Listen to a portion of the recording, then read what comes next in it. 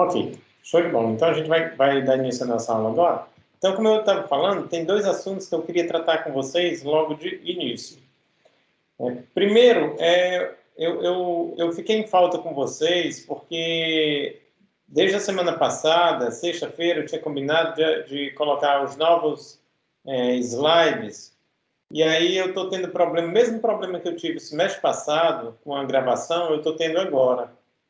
O problema é o mesmo. Então, eu começo a gravar, acho que está tudo bem. Quando termina a gravação, que eu vou passar pelo processo de edição, ver se está tudo direitinho, o som está bom e tudo, tem um momento que o vídeo para. O vídeo para, o áudio continua gravando o áudio, só que o vídeo está congelado. E aí o semestre passado eu levei, sei lá, uma semana para resolver isso. Agora eu não estou conseguindo, de fato, resolver. Eu botei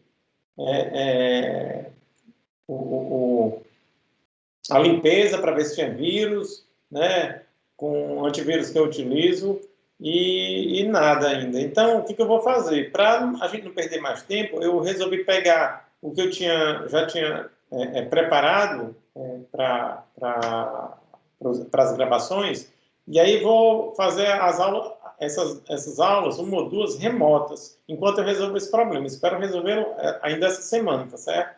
Porque se eu resolvo, aí eu pego, mesmo eu já tendo gravado as aulas remotas, eu gravo também a videoaula para colocar no YouTube, porque vai servir para vocês, também vai me ajudar, porque no próximo ano eu já utilizo, tá certo? Mas só para que vocês não fiquem esperando por esse material mais tempo, porque a ideia era eu ter colocado na sexta, vocês tinham um final de semana para estudar, e hoje a gente ia tirar dúvida, a gente vai fazer diferente. Hoje eu ainda vou ministrar essa aula assíncrona, provavelmente é possível que a gente tenha que continuá-la na sexta-feira, e aí segunda-feira a gente faz o que deveria ter feito hoje, né? Mas pelo menos vocês vão estar com um material mais avançado.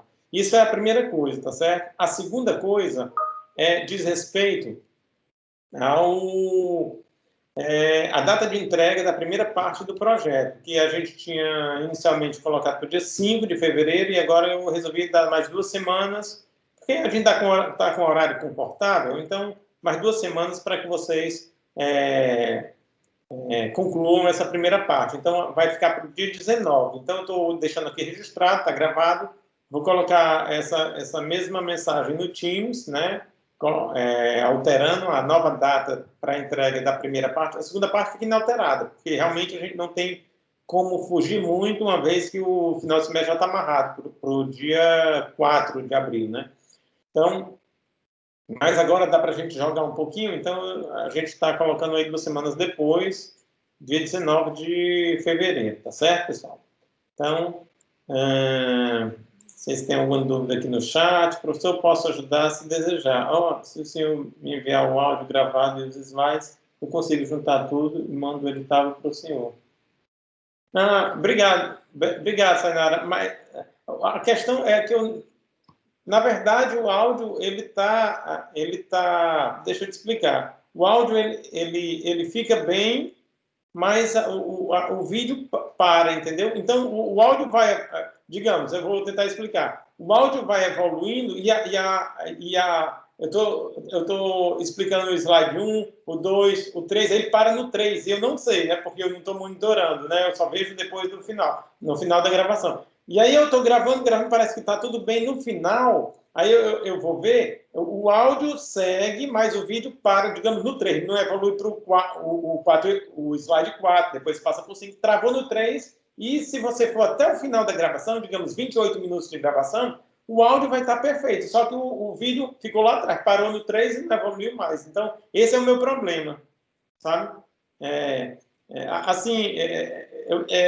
Essa plataforma que eu uso, ela é uma plataforma bacana, foi comprada e tudo, só que o suporte técnico dela não é muito bom, não. O Movave, né, que eu estou utilizando. Mas eu vou ver o que eu faço para tentar resolver isso. Mas se alguém puder me ajudar, inclusive a Sainara, assim, tecnicamente, o que poderia ser isso, como é que eu poderia, se tem alguma configuração que eu estou fazendo errado que está permitindo fazer, porque de vez em quando, quer dizer, aconteceu no semestre passado, aconteceu isso, esse semestre agora aconteceu de novo, quer dizer, eu estava gravando vídeos normalmente, mas semana passada aconteceu esse problema, tá certo? E eu não estou conseguindo me desvencilhar disso, infelizmente. Ok, pessoal? Mas agradeço profundamente, Sainara, obrigado pela ajuda. Então, eu vou, como eu te disse, o material que estava preparado que eu estava utilizando para fazer as videoaulas, eu vou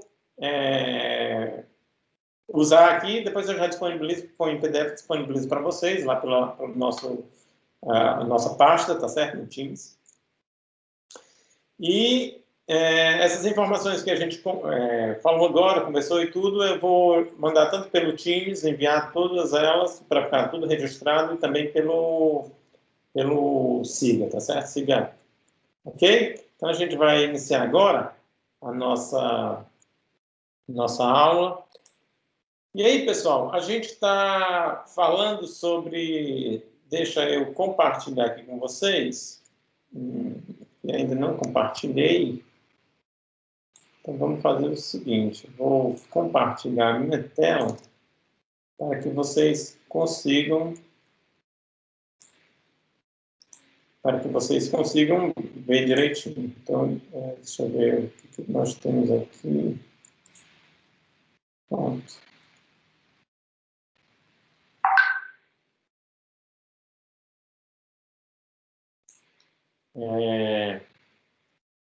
Vocês estão vendo direitinho aí? Tá ok, professor. Ok? Beleza. Eu devo avisar vocês que mesma coisa que aconteceu no vídeo, também no Teams já aconteceu numa aula dessa remota, que eu não lembro agora qual foi, acho que foi com a pós-graduação, não sei se foi com a outra turma da graduação de transmissão CC, ou se foi com a pós-graduação, eu comecei a falar empolgado, eu estava falando e o vídeo parado, ele não conseguia evoluir, mesmo probleminha, eu não sei se o problema é no aplicativo ou no computador, pode ser também no computador, tá certo? Mas já passei antivírus e não detectou nada. Bom, mas, pessoal, se por acaso vocês sentiram alguma coisa desse, eu estou evoluindo, vocês acham que era para estar num outro vídeo, é claro que vocês não viram os slides, então não tem muito como saber, mas se vocês acham que o que eu estou falando não condiz direito com o que vocês estão vendo no slide, então me dá um toque, porque de repente pode ser que o slide tenha ficado travado, tá certo? Como está acontecendo lá no aplicativo, no Movavi. O ABS está aqui. Bom, então vamos lá.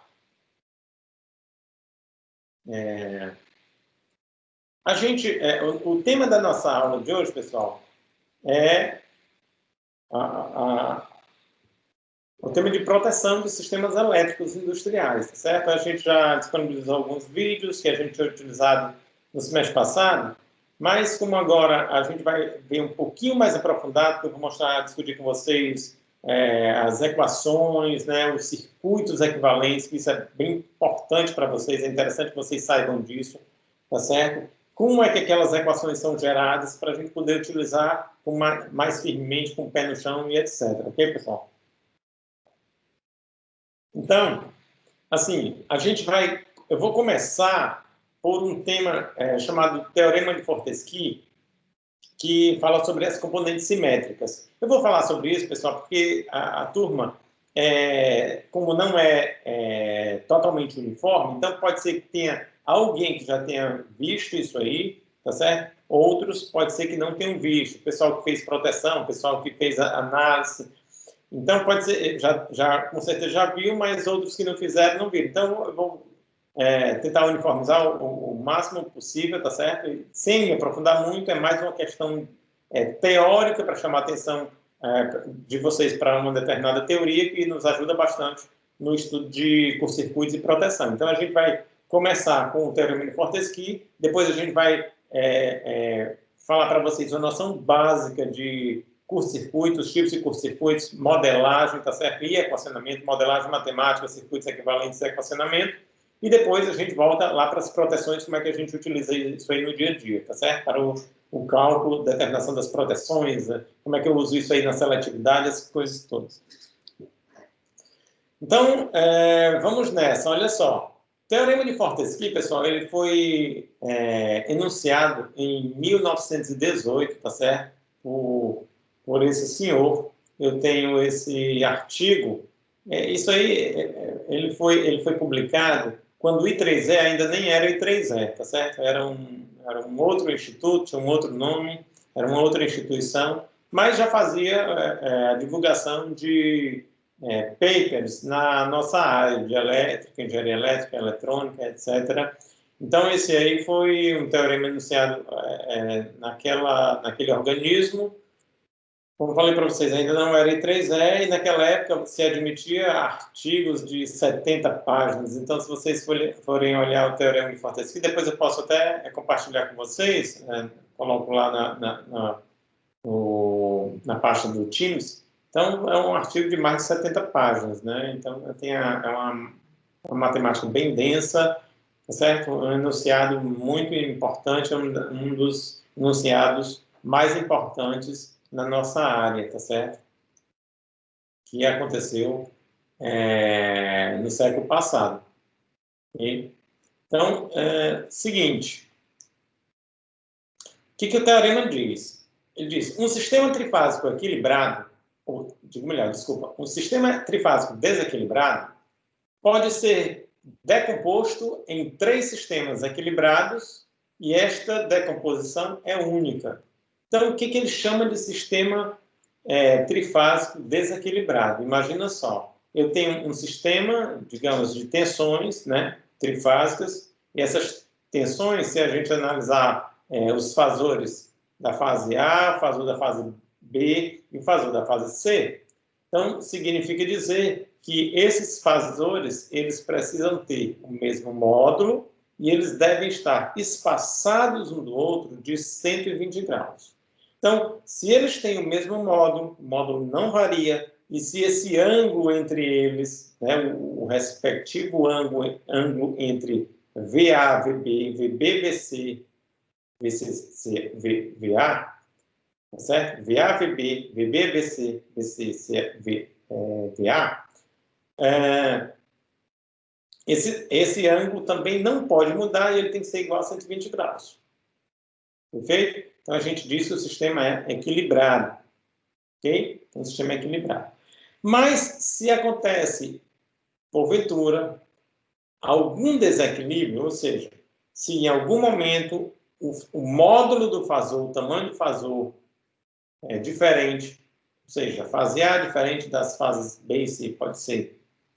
Ou, se você tem diferença nos ângulos entre eles, respectivos ângulos entre as fases AB, BC e CA, então, a gente diz que o sistema é desequilibrado. Aí, é para esses sistemas desequilibrados que o Teorema de Fortescue foi enunciado. Porque para um sistema equilibrado, eu não preciso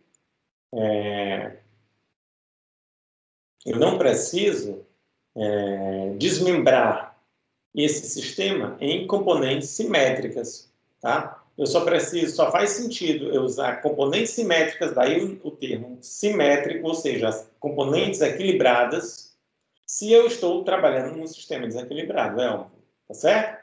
Então, sistema desequilibrado, eu tenho como gerar sistemas, a partir desse sistema desequilibrado, eu tenho como gerar 3 sistemas equilibrados.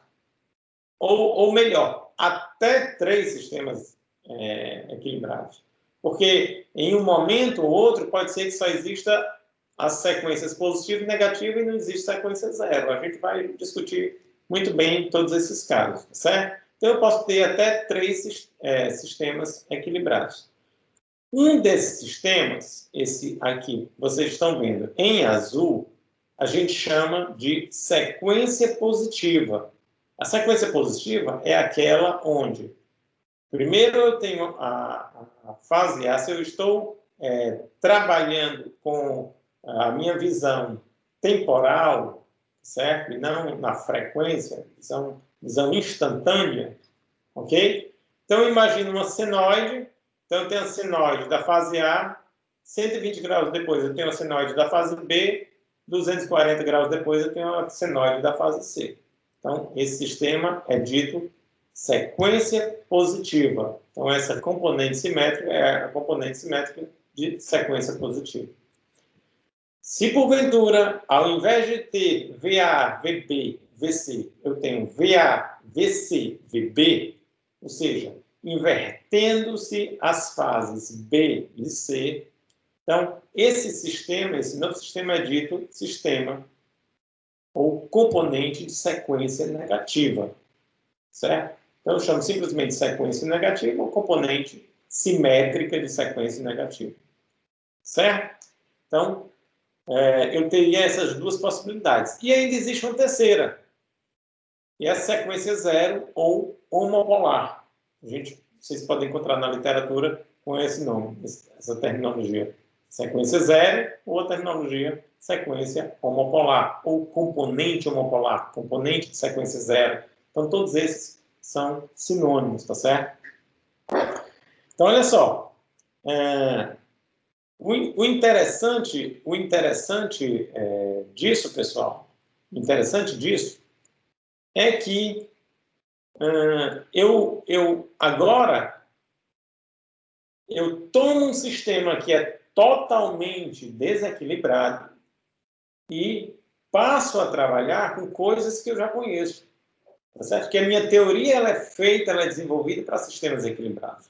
Então, eu passo a trabalhar com sistemas equilibrados. Só que agora são 3, não é mais um. Mas se você juntar esses 3, eu tenho o meu sistema original, certo? Por isso que ele diz que eu posso fazer esta decomposição e essa decomposição é única, certo? Eu posso fazer esta decomposição em 3 sistemas equilibrados e o teorema garante que essa decomposição é única. Isso me dá uma tranquilidade enorme, tá? Me dá uma tranquilidade enorme. Ok? Muito bem. Então, agora eu posso ter, ao invés de trabalhar com sistemas equilibrados, eu trabalho com 3 sistemas equilibrados. Um é de sequência positiva, o outro sequência negativa e o outro sequência zero. Interessante que a sequência zero, pessoal, não existe defasagem entre os 3 fasores. Os 3 fasores das fases A, B e C de sequência zero, eles apontam para o mesmo sentido sempre. E eles têm, claro, o mesmo valor de amplitude para as 3 fases. Todos eles têm o mesmo valor de amplitude para as 3 fases, muito embora os valores entre eles sejam distintos. Então, como é que acontece no sistema real? No sistema real, pessoal, pequenos desequilíbrios são admitidos. A gente vai já, talvez nessa aula não, mas nas próximas a gente vai discutir quais são as implicâncias de desequilíbrios de tensões, por exemplo, num sistema. Num sistema de transmissão, distribuição, numa indústria. O que isso implica? Por que é ruim você ter desequilíbrios consideráveis, tá certo? Então, como eu falei para vocês, só para vocês terem uma ideia de valor, pequenos desequilíbrios no nosso sistema, eles são admitidos. Posso conviver com os pequenos desequilíbrios. Mas, no sistema de transmissão, o nosso código de rede, né, o código de rede brasileiro, tá certo? Submódulo 8 do PRODIST, se você for observar ali, você tem vários submódulos, né? Você vai ver que no sistema de transmissão só é admitido 2% de desequilíbrio, ou seja, a diferença percentual entre sequência negativa e sequência positiva, 2%. Então, se eu fizer um cálculo percentual da amplitude da tensão de sequência negativa com relação à amplitude de sequência positiva, no máximo 2%. Desequilíbrio pequenininho, tá certo? Mas na distribuição, esses equilíbrios já podem chegar a valores maiores, tá? E a gente vai ver quais são as implicâncias dele nos sistemas, porque um pouco no futuro próximo, numa dessas aulas posteriores, pessoal, a gente vai discutir isso direitinho. Mas, por enquanto, a gente vai tentar entender isso aqui, ok? Então, eu tenho lá o meu sistema desequilibrado, o teorema de Fortescue garante que eu posso, sistema desequilibrado, trabalhar, ao invés de trabalhar com um sistema desequilibrado, trabalhar com 3 sistemas equilibrados, onde um deles ele chamou de sequência positiva, é o que a gente já está acostumado, VA, VB, VC, né?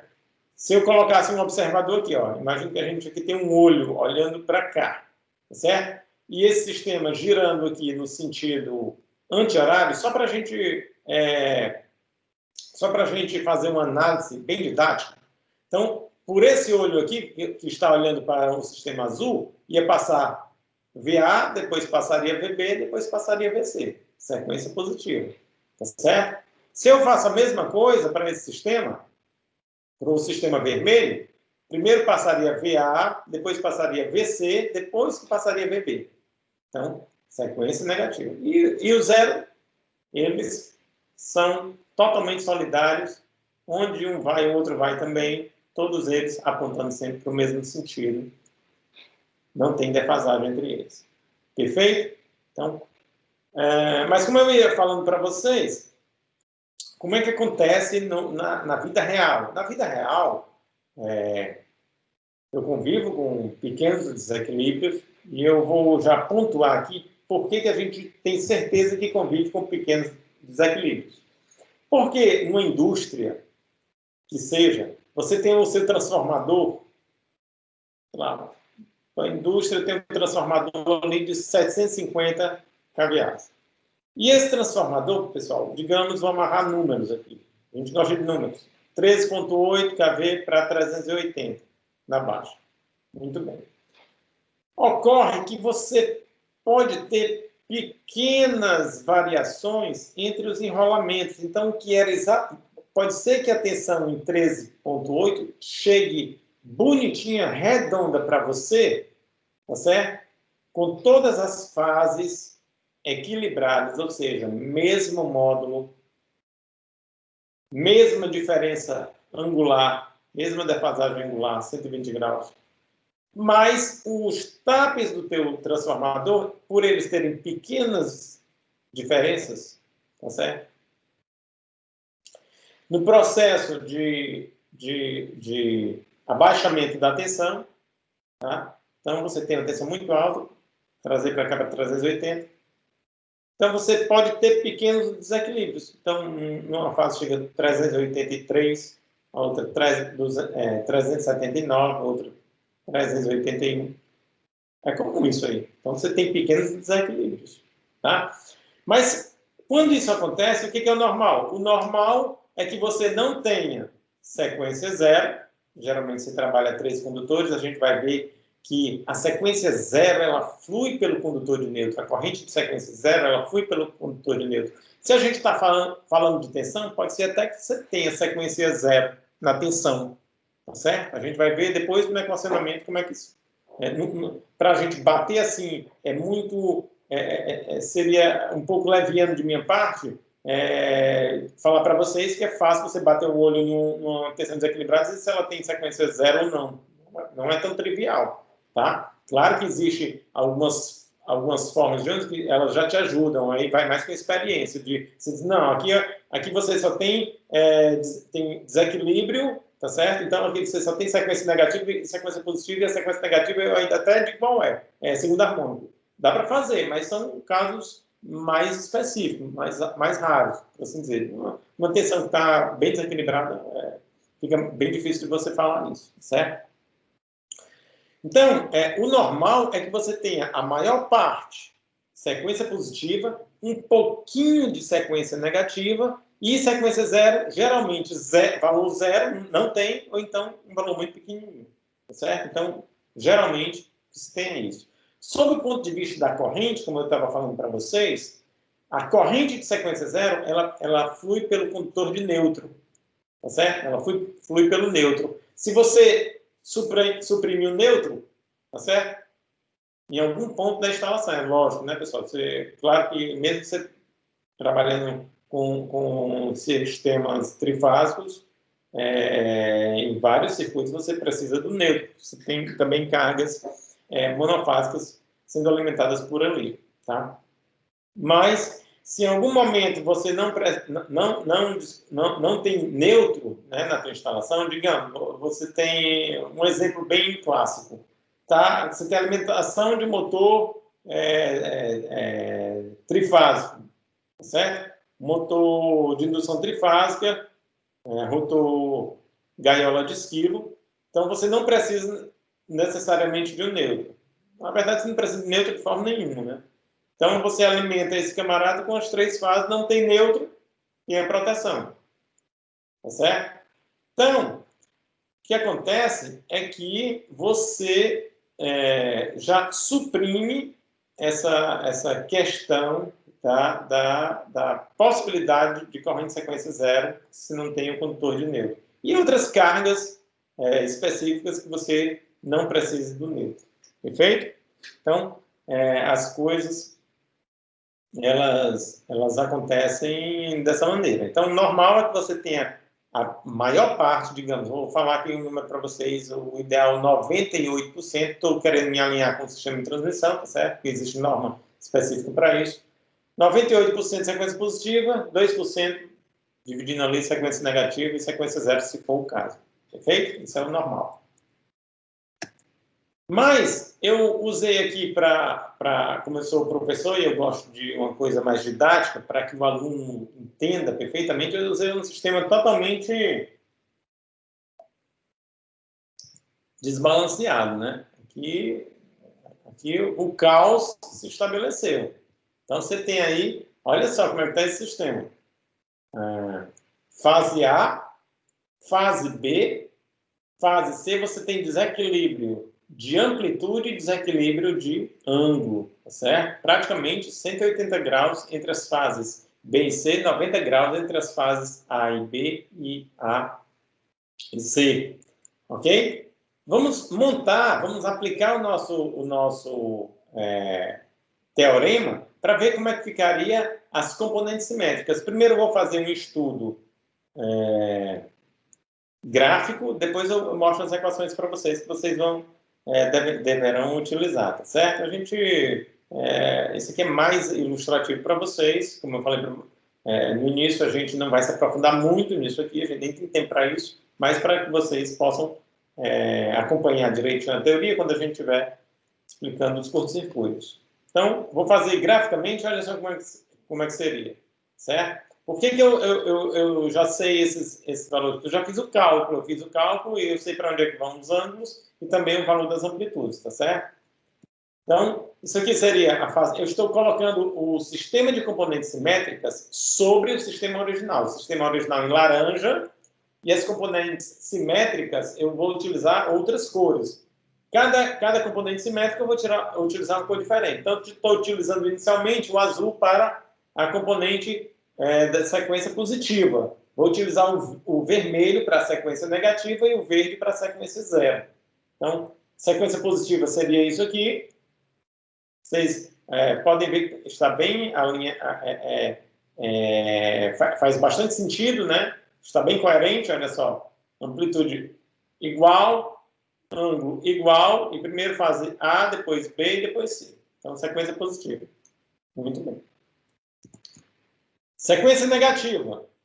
Então, teria isso aí também, olha só. Primeiro A, depois B, se eu colocar aqui em cima, e depois C, se eu colocar aqui. Depois eu vou separar as três para vocês, para a gente fazer uma boa contextualização, tá certo?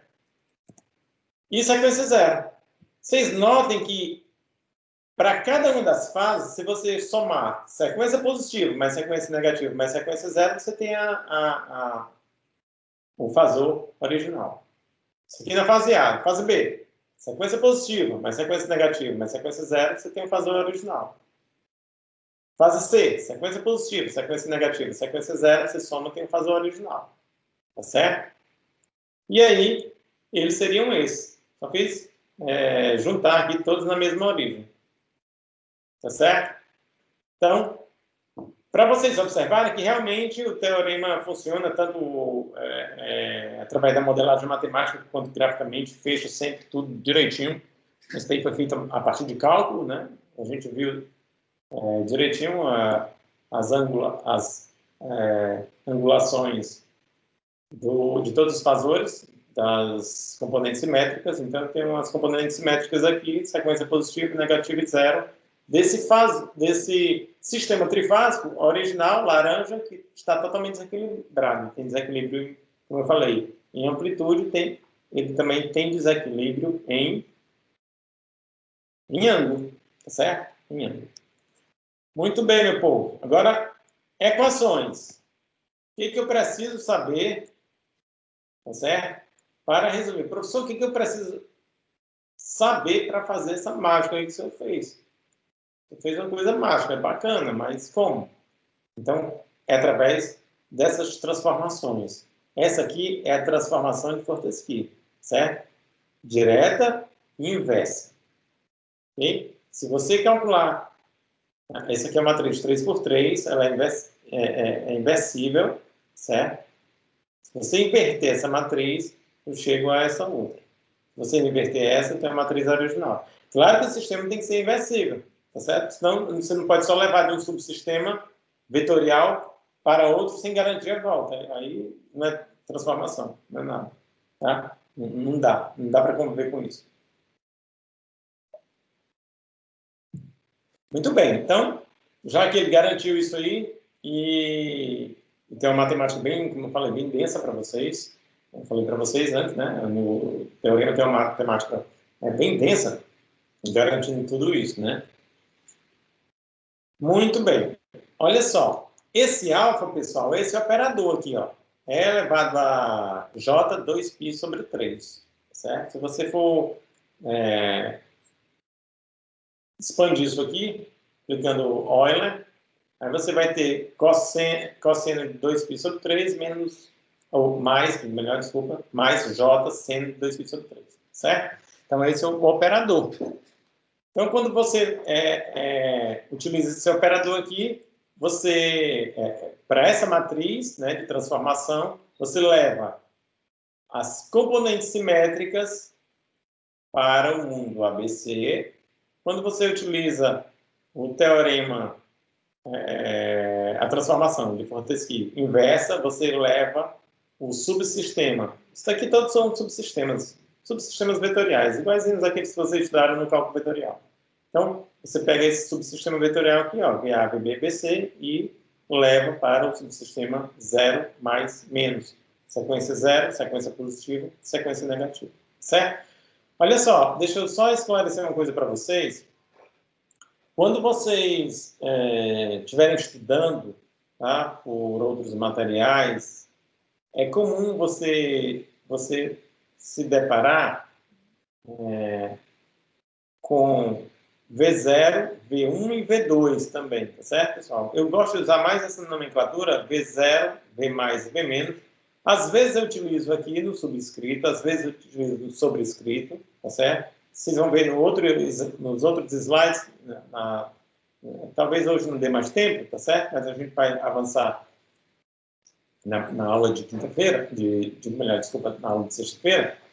Vocês vão ver que eu utilizo sobrescrito, tá? 0 mais e menos, então dá igual. Então, vocês vão se deparar com todas essas nomenclaturas. 0 mais e menos no subscrito, 0 mais e menos sobrescrito, ou então 0, 1 e 2, tá certo? Sempre sequência positiva sendo tratada pelo número 1, sequência negativa pelo número 2, e a sequência 0 por 0 mesmo. Ok? Muito bem. E aí existe uma propriedade desse operador. Se eu pegar isso aqui, ó, elevar ao quadrado e somar com ele mesmo, ó, alfa ao quadrado mais alfa, eu tenho um valor de menos 1. Se vocês quiserem fazer isso, dá para fazer até graficamente. Tá? Vocês põem o cosseno de 2π sobre 3, depois põem o seno de 2π sobre 3, tá certo? E aí pega soma com ele elevado ao quadrado. Quando elevar ao quadrado, vai ficar, ao invés de 2π sobre 3, vai ficar 4π sobre 3. Aí faz isso graficamente, vocês vão ver que vai cancelar um monte de coisa e vai chegar ao resultado de valor menos 1. Tá? Pode fazer também matematicamente, tá igual, sem problema nenhum. Ok? Então, é uma propriedade que a gente vai utilizar lá na modelagem, quando a gente estiver estudando os curto-circuitos, a gente vai utilizar essa propriedade aqui, tá? Só para que você, quando chegar lá, que a gente colocar, olha, alfa ao quadrado mais alfa igual a menos 1, aí você já testava em casa e tal, para saber se está tudo certo. Opa, pode falar.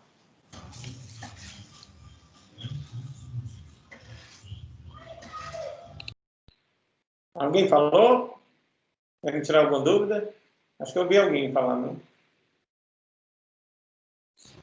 Eu acho que fui eu, mas fui sem querer, professor. Ah, tá, não, tranquilo, show de bola. Beleza. Então, pessoal, continuando aqui, a gente vai só resolver um exercício para a gente fechar nossa aula. A gente já está se aproximando aqui de 10h50, tá? Para não ficar uma aula muito... Vou usar o termo maçante, eu ia dizer outra coisa, mas ficar muito maçante, tá? A gente vai resolver um exercício só para contextualizar a aplicação do equacionamento, tá certo? E a questão gráfica também. E aí a gente vai encerrar por aqui. Na próxima sexta-feira eu começo pelo o outro slide, que era essa daqui era a primeira aula que eu estava tentando gravar e a segunda aula nem deu. Vai ser a aula de sexta-feira que eu vou já entrar no curto-circuito propriamente dito. A gente vai discutir o que é o curto-circuito, as definições, pegar a definição lá do Stevenson, tá? Uma definição de 84, bastante utilizada. Depois a gente vai ver as causas dos curto-circuitos, vai ver quais são os curto-circuitos que, estatisticamente, os que ocorrem mais, os que ocorrem menos, as implicâncias deles, e depois entra na modelagem, tá certo? Depois entra na modelagem. Quando a gente estiver vendo assim, causas de curto-circuitos, eu vou falar de umas coisas também práticas para vocês, porque eu gosto sempre que possível compartilhar um pouquinho da minha experiência com vocês, né? Quer dizer, eu digo um pouquinho não é porque eu estou me trancando, não, é porque a minha experiência é pouca mesmo. Então, a experiência que eu tiver, apesar de ser pouca, eu gosto de compartilhar com os meus alunos, tá certo?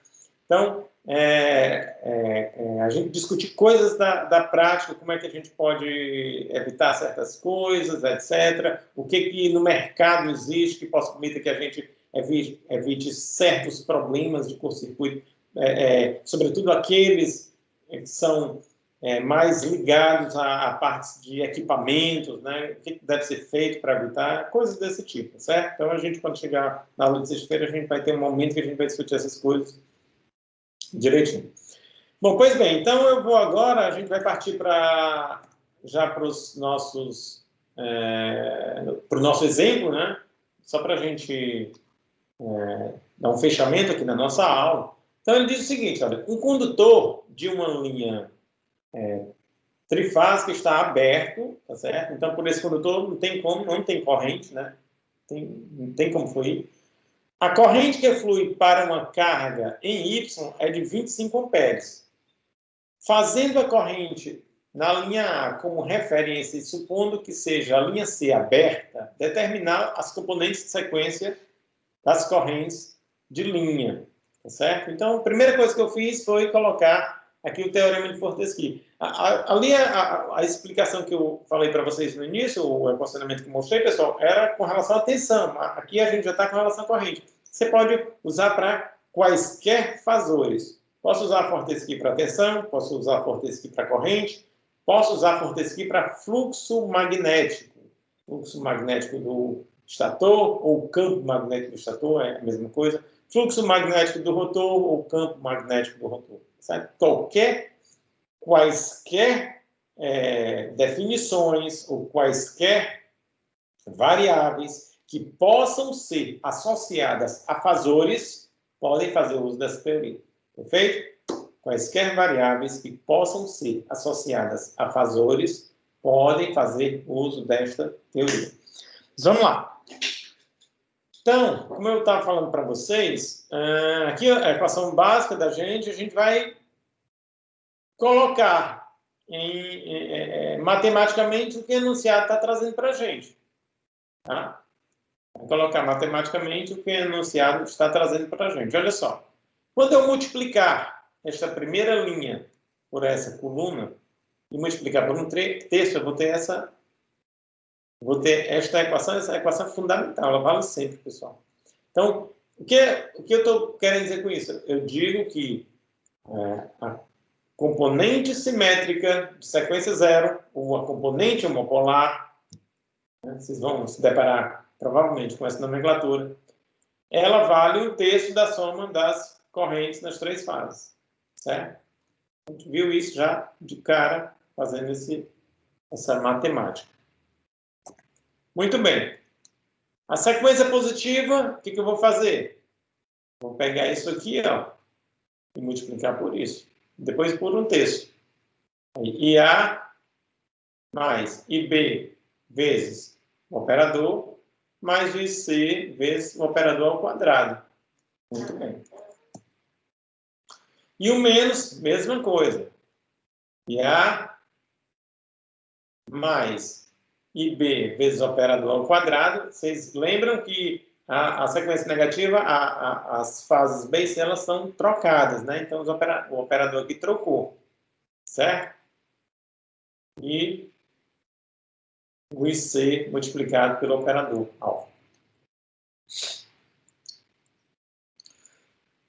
Eu admiti que a fase C está aberta, então a corrente é zero, e C igual a zero. Então, cheguei a essa equação. Ok? Vou seguir. Olha só. Então, vocês observaram que o IA menos IA igual a zero. Aí você disse, mas professor, por que IA menos IA igual a zero? Porque eu tenho IA mais o IB. Só que a corrente IA, aqui é uma carga trifásica. Eu estou alimentando uma carga trifásica. A corrente sai da fase A e volta para a fase B. É a mesma corrente. Certo? É a mesma corrente. Uma vez que ele disse que a carga está em Y, não tem nada de aterramento, tá? Não é Y aterrado, é Y. Ok? Se é Y sem aterramento, faz sentido, tá certo? Você imaginar que não tem corrente homopolar. Eu falei para vocês que a corrente homopolar ela precisa do condutor de neutro para circular. Então, não tem condutor de neutro, não tem corrente homopolar, isso aqui está mostrado nas equações. Muito bem. Sequência positiva da corrente. Um terço de IA mais, olha só, o IB, eu estou fazendo o IB igual a menos IA, tá certo, pessoal? Porque a corrente sai da fase A e volta pela fase B. Então, jogando esse equacionamento aqui, vou chegar a este valor, certo? Como IA é igual a 25 amperes, né? Ele pediu para usar essa corrente como referência. Então, quando eu multiplicar por isso tudo aqui, vou chegar a esse valor de 14,4 fase menos 30. Essa é a corrente sequência positiva. E a corrente de sequência... Aqui eu já coloquei, olha só, um gráfico, né? Para a gente já ir trabalhando com esse gráfico, certo? A sequência positiva, eu vou ter IA, IB e C com essa disposição. Você poderia mudá-lo ligeiramente, eu poderia colocar um IA... Geralmente os livros, eles utilizam sempre a corrente IA como referência, eles gostam de colocar na horizontal. Aí o IB estaria para cá e o IC estaria mais para cá, certo? Mas dá igual. Só imaginar aquela técnica que eu falei para vocês, coloca um olho aqui, faz isso aqui girar no sentido anti-horário, aí espera passar a IA, depois o B, depois C, você tem a certeza de que está se referindo à sequência positiva. Muito bem, agora a gente vai fazer a negativa. Sequência negativa, a gente já tem o equacionamento inicial aqui. Olha só, mais uma vez substituir, IB igual a menos IA, cheguei a esse valor, tá certo? Quando eu jogo para cá, vai aparecer mesmo modo, porém o ângulo é o simétrico, é o 30, tá certo? Justamente porque uma é a outra sentido negativo. Então, fazendo, olha só, IA, IC e depois IB. Então, aqui eu tenho certeza que é a sequência positiva, porque vai passar primeiro IA, depois IB e depois IC. Tá certo? Professor, a sequência homopolar é zero. Como é que eu faço para transformar isso aqui no sistema original? Simplesmente somo fase a fase. Muito simples. Tá certo? Eu somar fase a fase. Quando eu somar fase a fase, olha só. vocês vão observar de cara que a fase B de sequência negativa, a fase C, melhor, desculpa, fase C de sequência negativa anulou completamente a fase C de sequência positiva. Claro, a fase C não tem corrente circulando. Fase B de sequência positiva vai somar com essa componente, tá certo? A fase B de sequência negativa. Vai ter uma componente na vertical que vai cancelar com essa outra, que é a mesma coisa, certo? Eu vou somar a componente na horizontal de sequência negativa com a componente horizontal de sequência positiva, vai me dar a corrente na fase A, e na vertical uma vai cancelar a outra. Então, eu vou ter como sistema original esse sistema aqui, que também é bizarro, né? Igualmente ao outro, totalmente bizarro, então você não tem... Mas é isso que acontece quando você perde uma fase, tá certo? É exatamente isso aí. Sistema totalmente bizarro, tá? Então você tem sequência positiva e sequência negativa, ok? Sequência positiva e sequência negativa. Professor, seria diferente se eu tivesse um neutro aqui na carga? Com toda certeza. E você teria a possibilidade de sequência zero fluindo por lá e diminuir o valor da sequência. Seria até corrente, a sequência positiva saindo pela... não vamos falar em termos de componentes, vamos falar em termos de fase. Você teria corrente saindo da fase A, essa corrente iria alimentar a carga, mas ela iria se dividir, voltar pela fase B, parte dela, e outra parte pelo neutro, tá certo? Então, seria dessa maneira. Ok, pessoal? Bom, então, eu vou deixar aqui, só para ficar gravado, um pouco de referências bibliográficas para vocês, quem quiser se aprofundar mais, mas vocês têm bastante livros aí, livros de análise, etc. Os próprios livros de proteção, eles também trazem e tratam muito bem esse tema, ok? Então, a gente vai... Agora eu vou finalizar essa apresentação, pessoal, e eu vou abrir o microfone aí para vocês. Vou fechar aqui o meu. Perfeito? Pode ficar à vontade para, se quiserem fazer pergunta agora. Se não quiser, a gente deixa para sexta-feira. Mas pode ficar à vontade para fechar o meu microfone aqui. Professor, eu tenho uma dúvida quanto o senhor pode voltar um slide aí, por favor. Pronto, é porque na questão... Isso. Tá. Na questão, ele fala a respeito da... Como é que eu posso dizer? Da tensão, da corrente de linha, perdão. Certo? Aí, nesse caso aí, eu posso dizer que é igual a de fase pelo fato de estar em Y, né? Então, tipo assim, o senhor não mudou nada por causa disso, né? Exatamente. Ah, ok, então. Obrigado. É porque, tipo, eu fiquei na dúvida, mas quando eu fiz a pergunta, eu me toquei que estava em Y. Aí tá na mesa, então, né? Não, Ok, obrigado. essas dúvidas são boas. Vocês fazem, você mesmo responde. E sempre dá... Eu me toquei depois, só eu ia perguntar, porque, tipo, Não, o senhor aplicou nas componentes simétricas, o senhor aplicou as correntes de fase, né? Isso. Mas aí pedi a de linha, só que é em Y, nem me toquei disso, aí depois que eu me toquei mesmo. Isso. Mas a gente pode usar e fazer essa adequação daquela forma que a gente aprendeu. Se você estiver trabalhando com as componentes simétricas em fase, quando for linha, raiz de 3... Sim, aí no caso, tipo, eu só teria que somar 30 graus nos fasores achados ali e multiplicar por raiz de 3, né? Sempre aí é onde está, foi excelente você ter falado sobre isso, era justamente o que eu ia falar. Então, o que você tem que fazer não é simplesmente multiplicar pelo raiz de 3, tá certo? Você vai multiplicar por um operador. Que operador é esse? É raiz de 3, fase 30. Independente de ser positivo ou negativo, né? Independente, tá certo? Independente. Porque a de linha, se você for fazer o cálculo bem direitinho, quando você montar os fasores, se você usar o fasor de fase como referência, então, digamos, o fasor da fase A ele estará na horizontal, fase B 120 menos fase C 120 mais, a tensão de linha, tá certo? Ela estará, a primeira, né, dela logo de cara, VAB, ela estará 30 graus adiantada com relação ao VAM. Tá certo? Por isso que você vai multiplicar por raiz de 3 para acertar o módulo e você vai multiplicar por fase 30 para acertar o ângulo. Ok?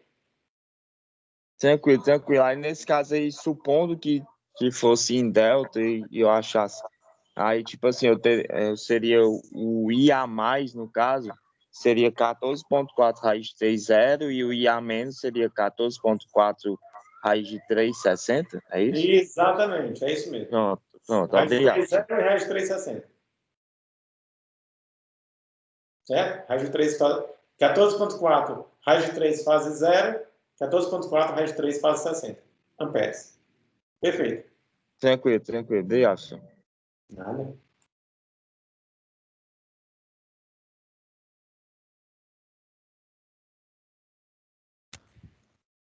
Professor, Pode falar.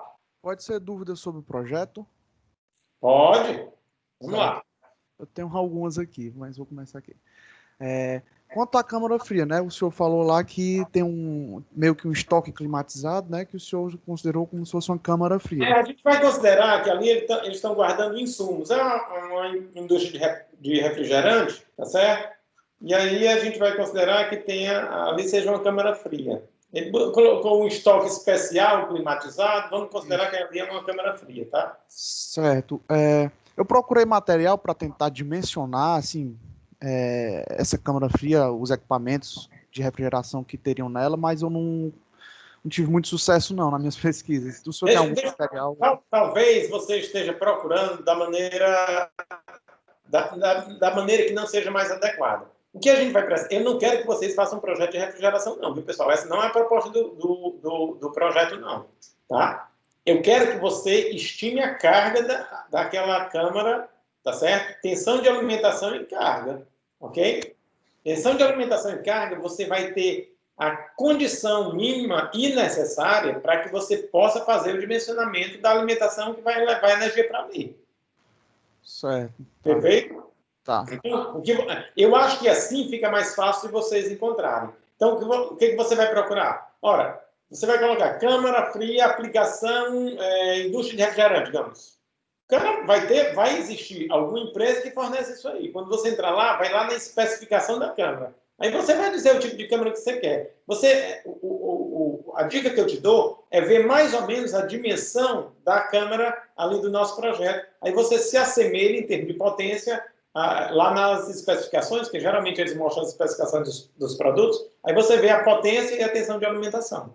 Tá É certo. importante ver a tensão de alimentação, vou te dizer por quê. Porque às vezes não é uma tensão muito. O camarada querendo privilegiar os condutores, tá certo?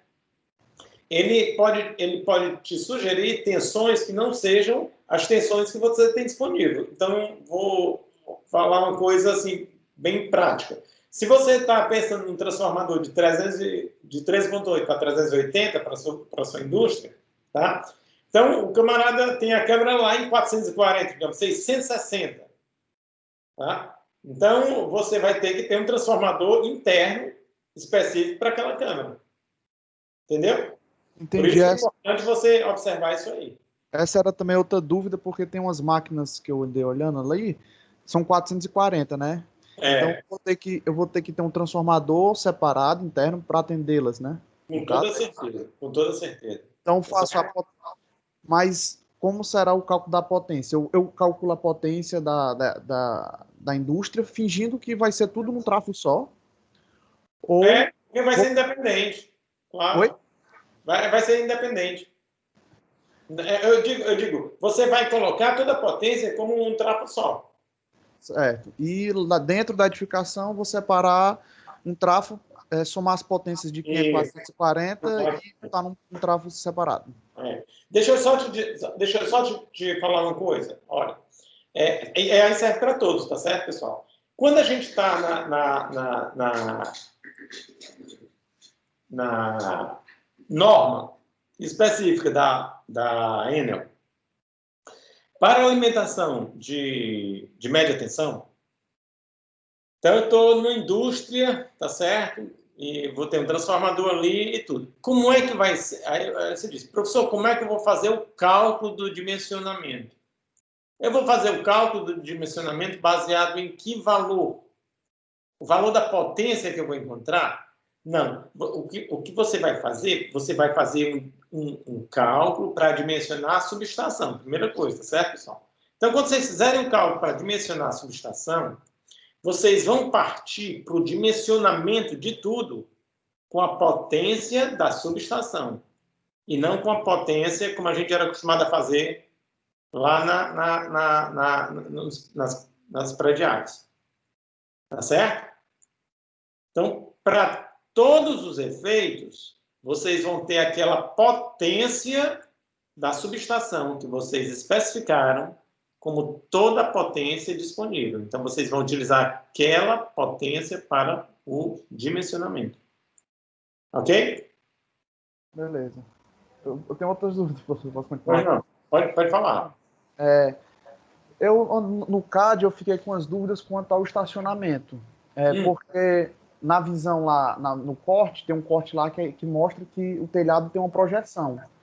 Mas quando a gente vê o corte lateral, a gente percebe que o estacionamento é coberto. Aí eu fiquei na dúvida se o estacionamento vai ser coberto ou descoberto.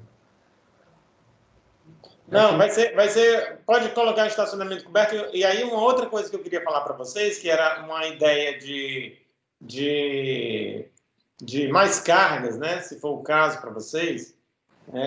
Quem quiser, tá certo, pessoal? Isso aí são ideias que eu estou jogando. Quem quiser enriquecer o projeto. Vocês lembram lá claro, vocês lembram lá do estacionamento DE.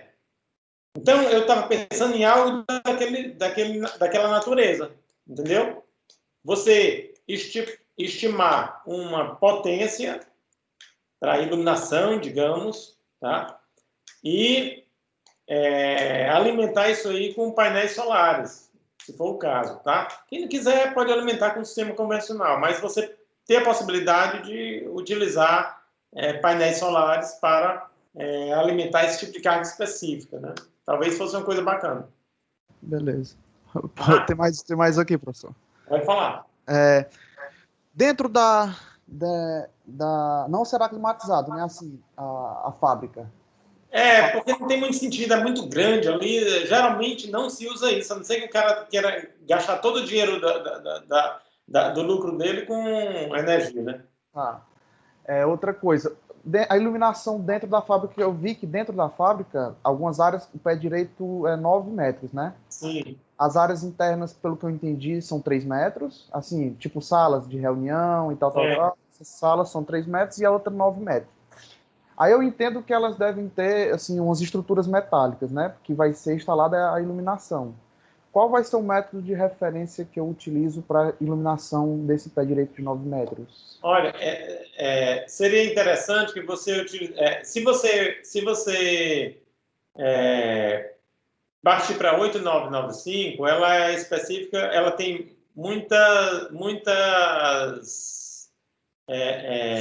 aplicações específicas, entendeu?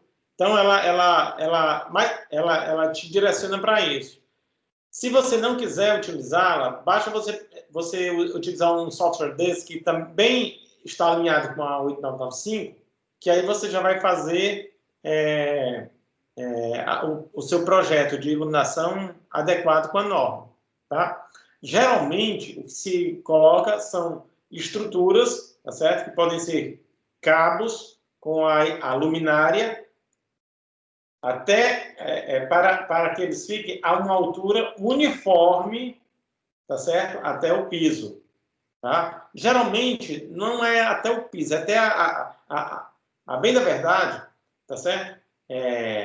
Até a área de trabalho. Tá? Se a área de trabalho for o piso, tudo bem, mas geralmente não é. Tá? A área de trabalho, às vezes, você tem uma bancada, dependendo da aplicação, você tem uma mesa, tá certo? De desenho, então, é até a área de trabalho, tá?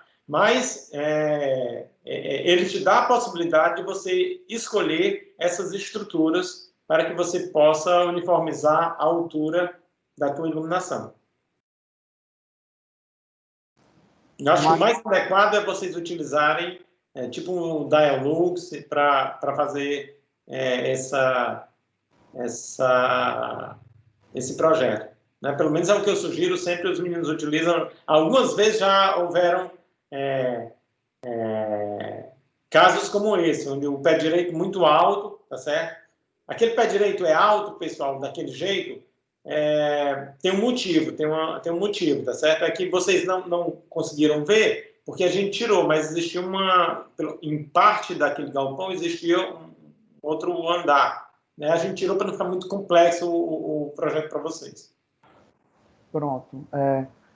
Eu fiz no Dialux, só que eu considerei que as luminárias seriam instaladas nessa estrutura metálica, entendeu? Certo, mas em que estrutura? Como assim? Eu imagino que deve ter, sei lá, uns pilares, né? Que vai segurar a parte de cima que é metálica, creio eu, né? E vai ter uma estrutura como eu vi uns exemplos na internet, por exemplo. Então, eu imagino que as luminárias ficariam... Uma estrutura para levar a luminária para uma altura mais adequada, não é isso? Não, eu projetei, eu imaginei que ela ficaria presa à estrutura. Pois é, mas eu sei que é presa à estrutura, mas ela não está lá, ela não é da altura do pé direito, né? Eu considerei que sim. 9 metros? Isso. Não, a iluminação, a luminária? Sim. Não. Então você vai gastar muito dinheiro com a potência dessas lâmpadas. Exatamente. Ficou... Não tem como não. Você tem que...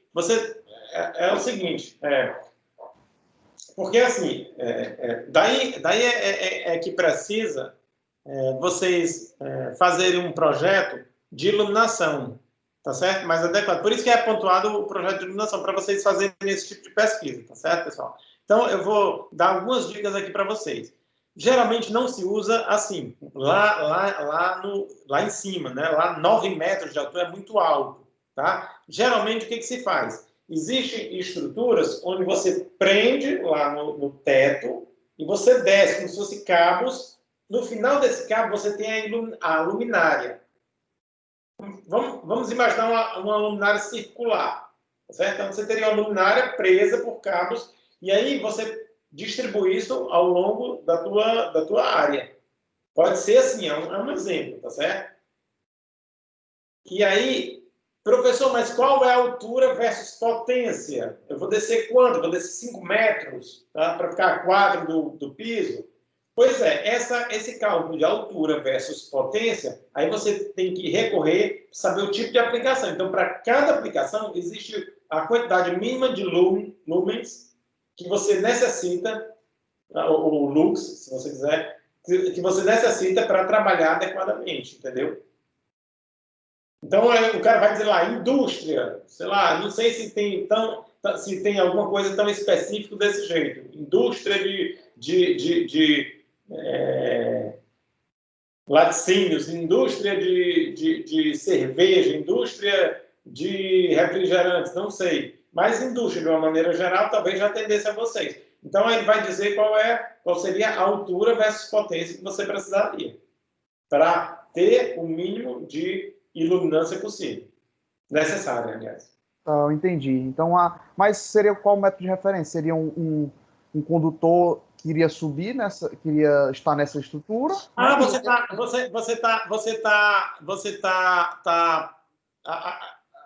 preocupação é o método de referência do condutor, é isso? Tá, entendi agora. Tá, o condutor, você fica tranquilo. O condutor ele vai ser levado lá por geralmente calhas, tá? Industrial é muito, muito comum você utilizar calhas perfuradas ou canaletas perfuradas, tá certo? E para levar esses condutores. Tá, entendi. Então eu vou na norma e ver, digamos, qual a distância que eu vou colocar do solo, né? Exatamente. Isso, exatamente. Certo? Com relação ao método de referência, você pode utilizar isso que eu te falei, que é tranquilo. É bem utilizado no pátio industrial. Tá. Só outra dúvida que deixa o pessoal falar. No mezanino eu vi que tem uma salazinha, né? Ele tem o mezanino tem uma sala. Essa sala tem algum objetivo específico? Porque quando você vai colocar no Dialuxo, ele pede para você descrever mais ou menos o que é que vai ter lá, né? Para ele prever. Eu não cheguei a ver. Eu não cheguei a ver, Gabriel, essa sala. Você poderia descrever assim, se você tiver Eu vou abrir aqui. Se você tiver Professor, Pois não. a sala fica em cima de um almoxarifado. Em cima de um almoxarifado? A minha, a minha equipe, uma pessoa da minha equipe que trabalha num lugar parecido, sugeriu que fosse um auditório, porque onde ele trabalha Pode tem ser uma coisa pode ser sim, parecida. uma sala de reuniões. Pode ser. A gente vai considerar como sendo um auditório, tem problema? Não, de jeito nenhum. Certo. Se não foi amarrado, pessoal, fica a critério de cada um de vocês. Mais sala de reunião, auditório, né? Eu só não gostaria que vocês colocassem alguma coisa de depósito. Aí ficaria muito, muito complicado, porque geralmente se não coloca depósito suspenso, né? E existem áreas específicas para isso. Então, eu iria mais para esse lado de sala de reuniões barra auditório. O senhor quer ver ainda? Ou então a gente Sim. usa como reunião? Não, pode usar sim. Pode usar, Gabriel. Sem problema. Tá, tranquilo. Beleza. Desculpa, pessoal. Mais alguém? Lucas está com a mão levantada. Professor, bom dia. São duas perguntas. Primeiro, uma sobre acho que foi o Gabriel que falou agora, sobre o estacionamento. Minha equipe considerou que o estacionamento não era coberto. E aí tem iluminação Desculpa, externa. Lucas, o áudio não está muito bom. Você pode repetir esse aí? Eu não peguei. Você está me vendo? Ok. Está me vendo? Professor? Estou sim. Estou ouvindo. Pronto. Minha equipe considerou que o estacionamento não era coberto. E aí tinha iluminação externa. Eu posso manter assim? Estacionamento não coberto? Isso. Eu acho que vamos amarrar em todo mundo coberto, pessoal, porque senão vai dar problema não para mim não teria problema, mas para o pessoal que vai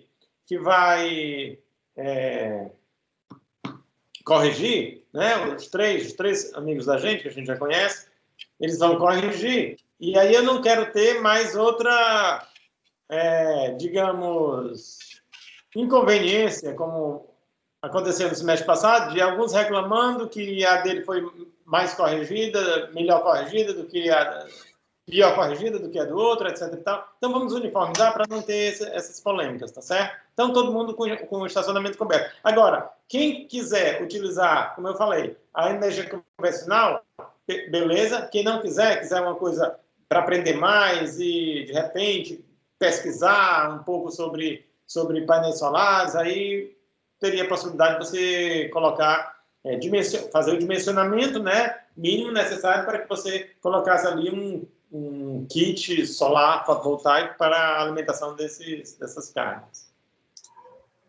Certo. E a segunda pergunta, também sobre a questão que a Gabriela levantou, sobre a altura das luminárias, que não é para ser 9 metros, mas aí onde é que eu pego essa informação exatamente? O professor falou que tem algumas referências, mas... É melhor você recorrer à norma NBR 8995.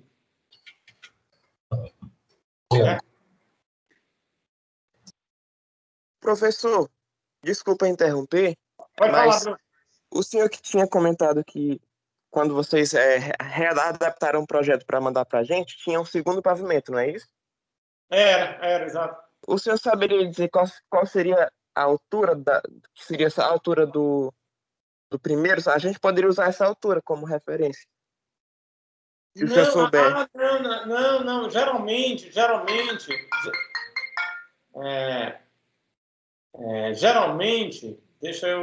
alguém está tentando me ligar aqui, pessoal, me desculpem. Deixa eu Tentei desligar, mas como o computador se conecta com o celular, eu boto aqui no silencioso, mas o computador chama, né? Tudo bem. Vamos lá.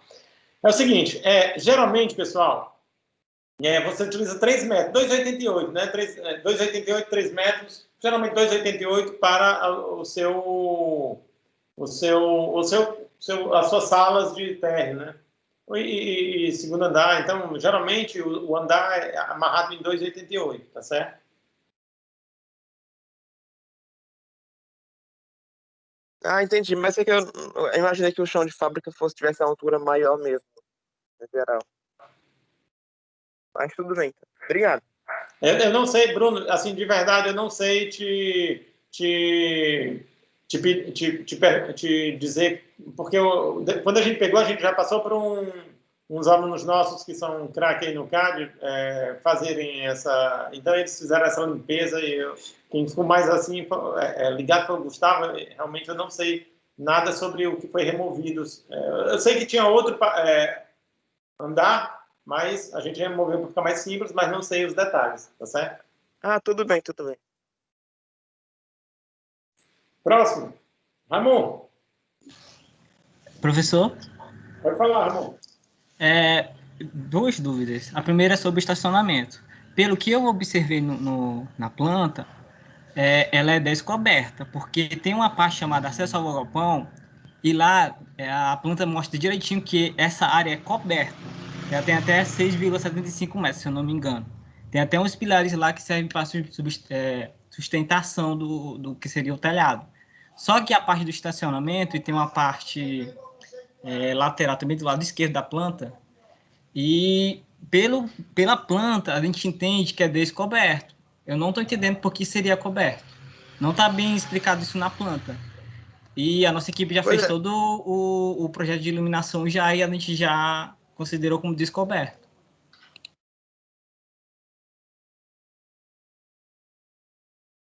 Mas não tem problema nenhum a gente considerar coberta, não, Ramon. Entendeu? Então, Porque pode eu acho, ficar... eu acho que uma possibilidade é mais, uma carga é mais de vocês, para vocês.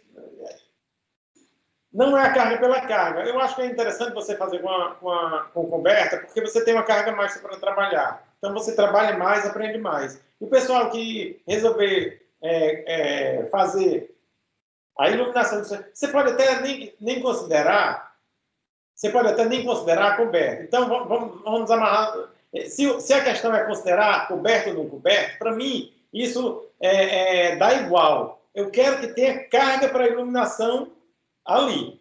Iluminação. Pá, eu vou precisar de iluminação. Tá? Iluminação eu posso fazer via fonte convencional, via fonte renovável. Ponto. Tá certo?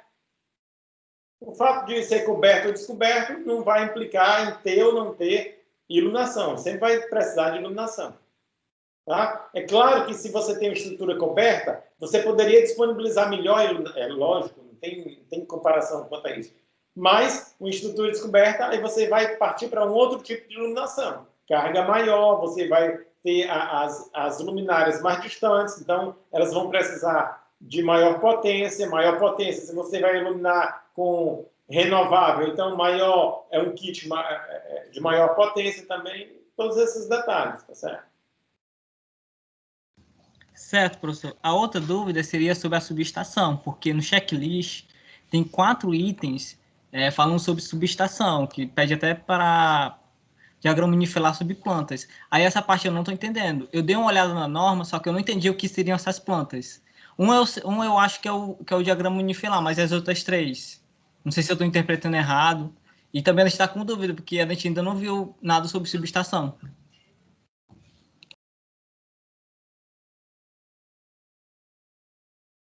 Tá. Então, quais são. Você pode ler para mim o que ele está pedindo aí? Eu não estou com o checklist aberto aqui. Deixa eu ver se eu tenho aqui, só um minuto.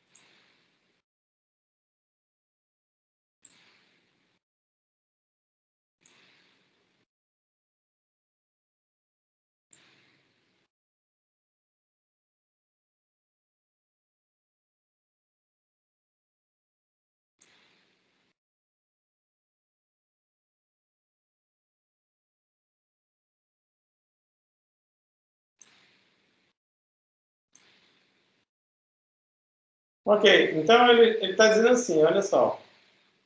Dados do projeto para uma subestação classe 15 kV, segundo a norma 942, tá certo? Itens A a N. Tá? Levantamento completo das cargas da indústria, definição de quadros de carga, cálculo demonstrativo de demanda efetiva e especificação dos transformadores, dimensionamento de todos os condutores elétricos, planta de situação, conforme o capítulo da norma. Ele está dizendo tudo aqui, né? Planta, o diagrama unifilar. Ele está dizendo até os itens aqui, é só ir lá e ver. Eu não entendi qual é a dúvida. Eu olhei a norma e eu não entendi. Se o senhor Você olhou a pudesse... norma? Eu olhei a norma. Tá, não, tudo bem. Então, quando chegar lá, a gente discute. Tá certo? Então, esses itens do checklist a gente já pode deixar para depois, é isso? Não, pode deixar para depois, mas vai ter que apresentar no projeto, né? O projeto eu estendi 14 dias, né? Então, a gente, até o final do mês, deve estar vendo isso aí. Com toda certeza. O senhor poderia antecipar, professor? Pelo menos falar por cima como a gente deve olhar na norma para a gente poder fazer alguma coisa? Pô, tudo bem, a gente pode deixar isso para a próxima semana, porque eu não quero quebrar o que a gente já começou hoje, tá certo? Essa semana agora da parte de proteção.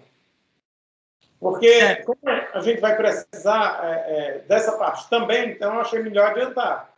Porque eu entendi que a questão aqui da norma era mais tranquila sobre esse ponto de vista, mas eu estou vendo que não está sendo. Mas a gente vai manter o estudo de proteção e próxima semana, de repente na segunda-feira, a gente pode começar tirando essas dúvidas aí do que vocês não estão entendendo lá no norma.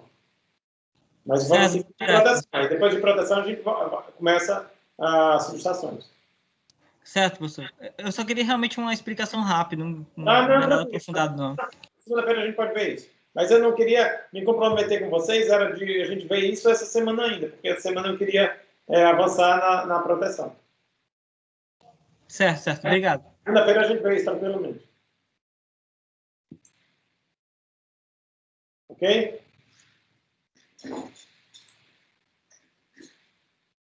Mais alguém? Ramon, Bruno? Ramon e Bruno estão com as mãos levantadas. Professor, só me desculpa. Pode falar, Jonas. É uma dúvida. Eu tinha visto anteriormente que a potência do transformador, por exemplo, para as cargas de 380 volts, não pode ser maior que 30%. Mas, assim, os valores comerciais que eu achei, eles estavam 42% acima, mais ou menos, da demanda para as cargas de 380. Eles não podem ser maior do que 30%, respeitando o escalonamento comercial. É claro que você não vai precisar fazer um transformador para isso, entendeu? Então, se você tem... o que ele quer evitar é que você pegue uma carga que você poderia alimentar com um transformador de 112,5, você coloca um transformador de 300. Ele quer evitar isso aí, entendeu? Agora, entendi, então é natural, né? Escalonamento, o que você está fazendo é colocando o transformador adequado para aquela carga, muito embora ele fira a norma é específica quanto a isso, né?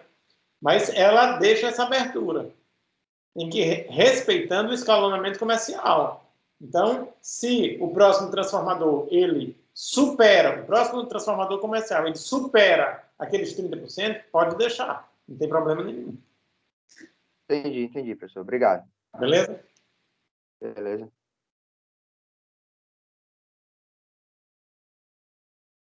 E aí, moçada, mais coisa? Professor, só uma pequena dúvida. Pode falar. A questão de escrever, né? A gente considera o nome da empresa TIM SA? Pode considerar. TIM, Tá. O senhor depois pode disponibilizar, o senhor sabe as coordenadas da empresa, porque ele dá o endereço, mas é sem rua. E eu estou considerando que a empresa é no começo da rua, digamos assim. Mas na OAP não tem, não? Não, na OAP... A OAP, geralmente, ela vem no número do poste. Pois é, mas O número do poste eu não tem dizendo as coordenadas, tem dizendo só a estrutura, né? Não, era para ter, né?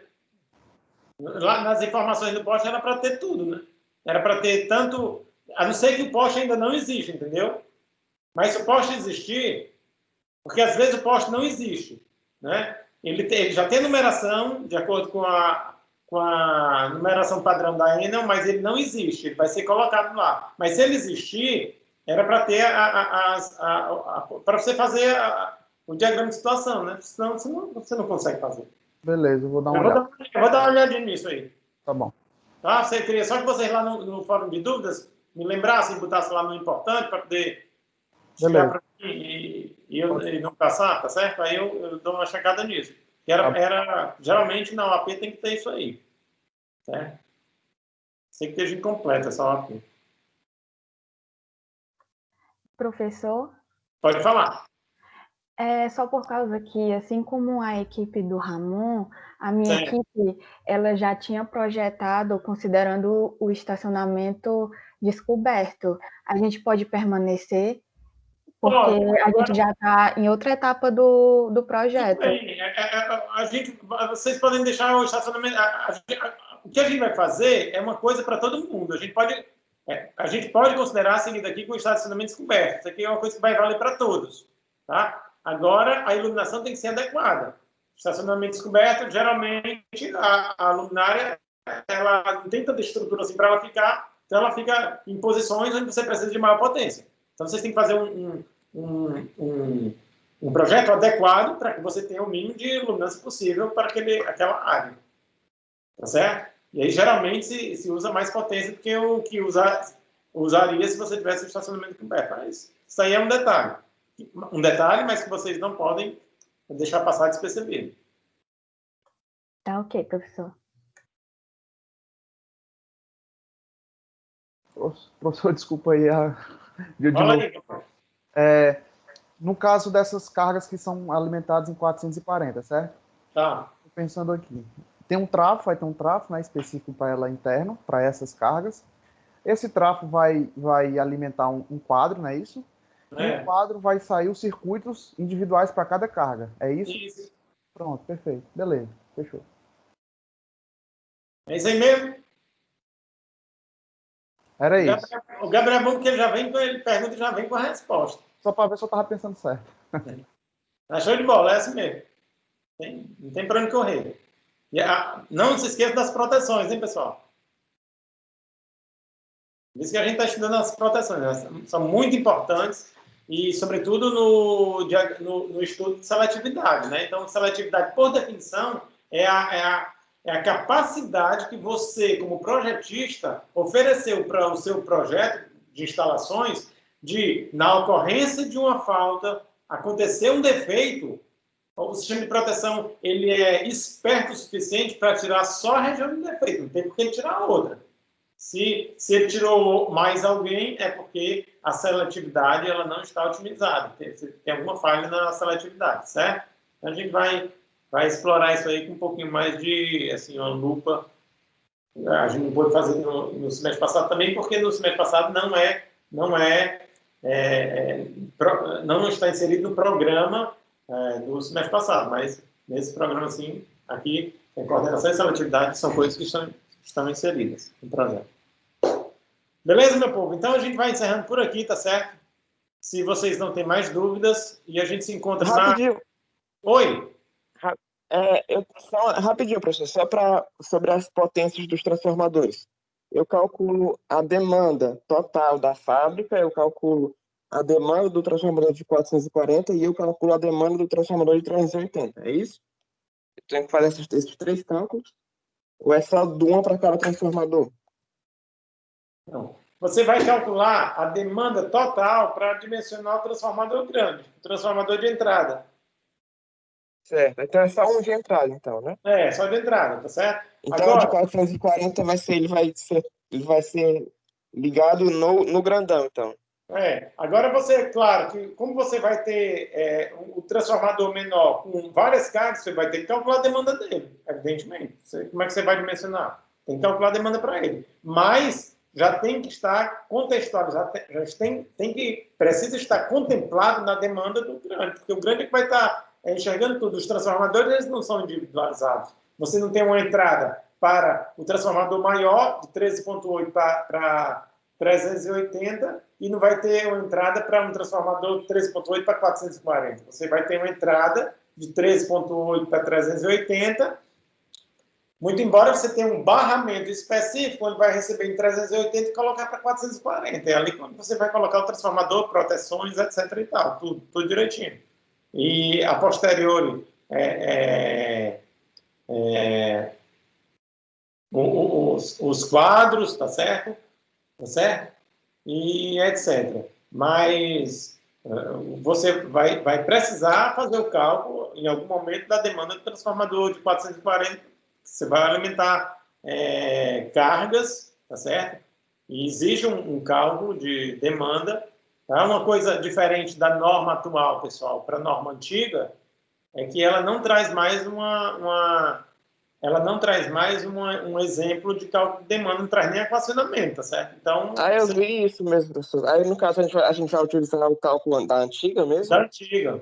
É perfeitamente adequado e perfeitamente aceitável, porque se trabalhou o tempo todo com isso. Então, o cálculo da antiga, não precisa a gente nem discutir sobre isso, tá certo, pessoal? Tá certo. Então. Porque já, obrigado, professor. Tem muita. Não, a dúvida de vocês é a dúvida do pessoal que está aí na linha de frente, no mercado. Eles estão muito chateados com a Enel, porque tem muita gente solicitando um workshop sobre a norma para tirar várias dúvidas, sobretudo essas daí, né? Se vão aceitar o cálculo da demanda. E ela simplesmente não fez, ela jogou a norma é de abril, né? Ela bateu o martelo em abril do ano passado, mas jogou agora em novembro. Ela começou a valer agora em novembro, foi 10 ou 11 de novembro.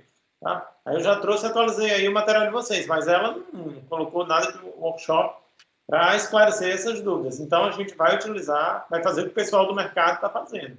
É utilizar como cálculo de demanda a sugestão de cálculo da norma passada, a ET 125, tá certo?